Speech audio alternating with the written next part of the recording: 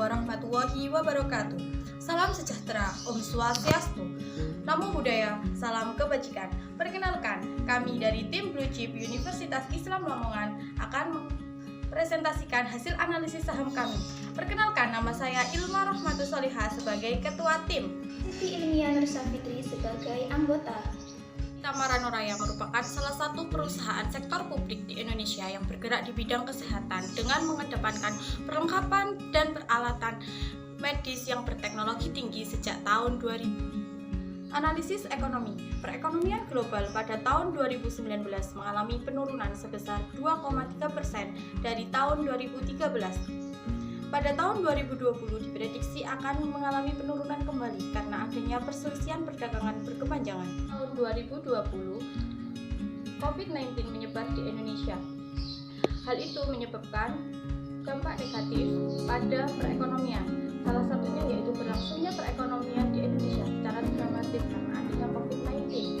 Sedangkan dampak positifnya yaitu pada sektor penjual alat kesehatan seperti PT Itamara Nuraya Tbk yang mengalami peningkatan penjualan secara terus-menerus.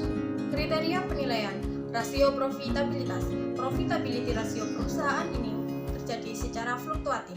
Akan tetapi pada tahun 2021 kuartal pertama lebih tinggi daripada tahun 2020. DuPont Analisis dapat disimpulkan pada rasio ini perusahaan masih tergolong kecil sehingga semakin besar pendanaan yang digunakan dalam bentuk ekuitas untuk pembiayaan aset perusahaan.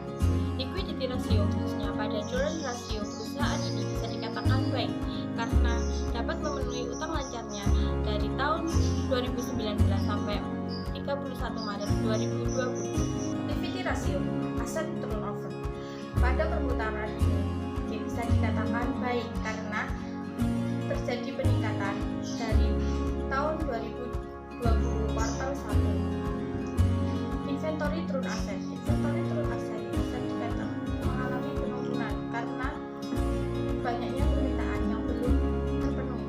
Solvability ratio. Solvability ratio perusahaan ini bisa dikatakan baik karena dapat memenuhi semua kewajiban lancarnya. Price Earning Growth atau PEG. Pada perusahaan ini PEG-nya mengalami fluktuasi, tetapi perusahaan ini bisa dikatakan baik karena rasionya masih di atas 1. Valuasi saham yang digunakan adalah dengan menggunakan dua metode, yakni berdasarkan price to earning ratio (PER) dan price to book value (PVB).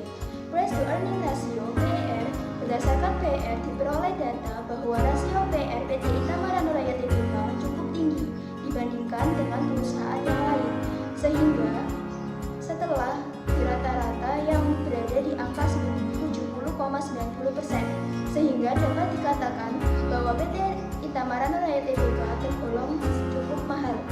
Price to book value (PVB). Berdasarkan PVB diperoleh data bahwa rasio PVB PT Itamara Nuraya Tbk cukup tinggi dibandingkan dengan perusahaan yang lain setelah di rata-rata yang berada di angka 7,82 kali, sehingga dapat dikatakan saham PT Itamara Nuraya Tbk tergolong cukup mahal. Dan ringkasan investasi. Secara keseluruhan, laporan keuangan PT Itamara Nuraya Tbk cukup baik untuk aset, liabilitas, ekuitas, penjualan maupun laba yang diperoleh. Namun, mungkin harga saham yang cukup tinggi membuat sedikit keraguan. Hal tersebut cukup sebanding dengan pendapatan yang nantinya diperoleh, sehingga untuk melakukan pembelian saham dapat dikatakan baik. 1.